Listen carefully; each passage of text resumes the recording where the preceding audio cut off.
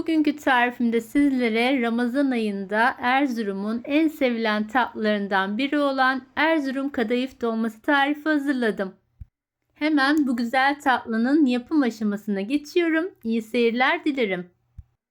İlk olarak tatlımızın şerbetini yapıp güzelce soğutmamız gerekiyor. Bunun için de 3 su bardağı şekerin üzerine 3 su bardağı da su ekledim. Şöyle minik bir parça limonun da suyunu sıkarak şerbetin içerisine ekliyorum ve şerbet içerisindeki şeker eriyinceye kadar ocak üzerinde de karıştırmaya devam ediyorum. Şerbetin şekerlenmemesi için mutlaka içindeki şekerin erinceye kadar karışması önemli. Şerbeti kaynamaya başladıktan sonra yaklaşık 15 dakika boyunca orta ateşte kıvam alıncaya kadar kaynatalım. Şöyle üzerinde de büyük büyük köpükler oluyor ve kaşıktan da ağır ağır damlıyorsa artık şerbetimiz olmuş demektir. Şerbeti kenara alarak güzelce soğutalım. Biz de bu arada kadayıf dolmasının içinde kullanacağımız cevizleri hazırlayalım. Bu tarifte cevizlerin iri kıyım olması gerekiyor. Ben yaklaşık 2 su bardağı kadar cevizi bu şekilde bıçakla keserek küçülttüm. Kadayıf dolması tatlısı için 500 gram kadar yaş kadayıf kullanacağız. Yaş kadayıfları öncesinde şöyle elimle güzelce açarak havalandırıyorum. Benim tel kadayıfım biraz kalın telliydi. Sizlerin imkanınız varsa daha ince temin ederseniz sarma işleminiz de daha kolay olacaktır. Şöyle tel kadayıfları güzelce havalandırdıktan sonra da şimdi sarma işlemine geçeceğim. Havalandırmış olduğum tel kadayıflardan şöyle uzun bir şekilde tezgah üzerine serdim ve uç kısmına iri kıyım cevizleri de koyduktan sonra kenarlarından da toparlayarak bu şekilde kadayıfları sarmaya başlıyorum. Kadayıf dolmamı ben bugün çok ince ve uzun bir şekilde sarmayacağım. Biz biraz böyle tombul sevdiğimiz için ben bu şekilde sardım. Sizler isterseniz daha ince ve uzun bir şekilde sarabilirsiniz.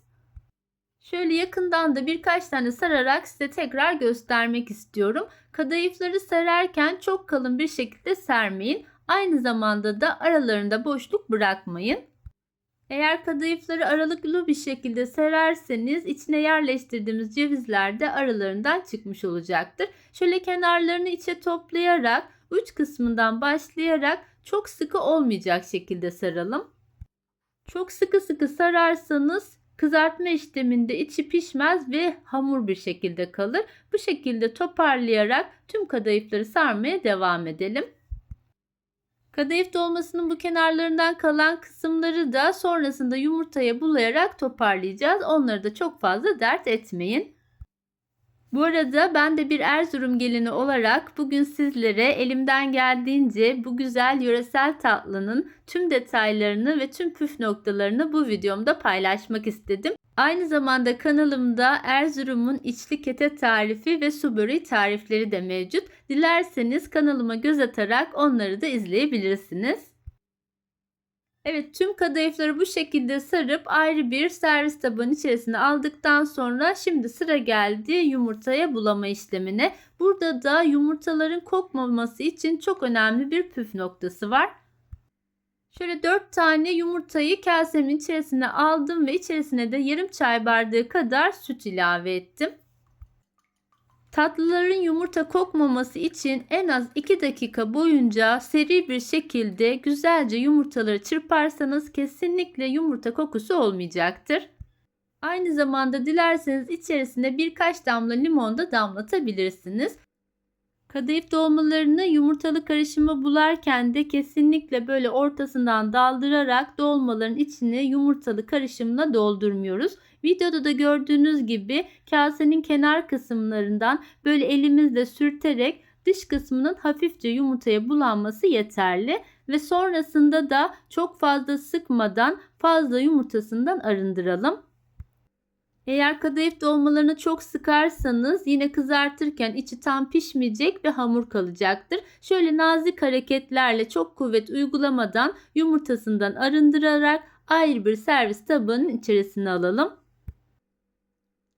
Bu arada ben bugün sadece 10 tane kadayıf dolmasını kızartacağım. Geri kalan kısmını buzdolabı poşetlerine yerleştirerek dondurucuya kaldırdım.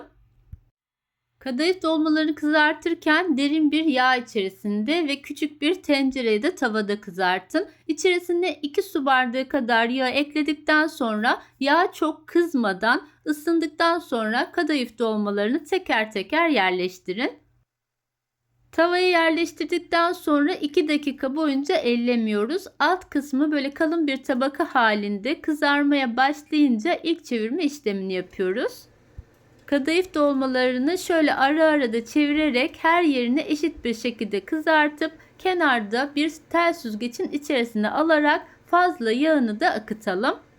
Kadayıf dolmasını çıtır çıtır sevdiğimiz için ben fazla kızartıyorum ama sizler dilerseniz daha kısa sürede daha az bir şekilde kızartabilirsiniz. Mutlaka tel süzgecin içerisine alın ki fazla yağından arınsın. Buzdolabında bekletip buz gibi soğutmuş olduğum şerbeti ayrı bir kasenin içerisine aldım ve sonrasında kızarttığım kadayıf dolmaları içine atarak şöyle kaşıkla da üzerine şerbetten dökerek yaklaşık 2-3 dakika boyunca bu şerbetin içerisinde bekletiyorum. Bu arada kenardaki kızartma yağının da altını kapattım. Kesinlikle yine yağ çok kızgın olmayacak şekilde kalan kadayıfları kızartmaya devam edin. Aksi halde hemencik kızaracak ve yanacaklardır. Şöyle şerbet içerisinde 2-3 dakika beklettiğim kadayıf dolmalarını servis tabağına alıyorum ve sonrasında da üzerini toz Antep fıstığıyla süsleyerek servise hazır hale getiriyorum.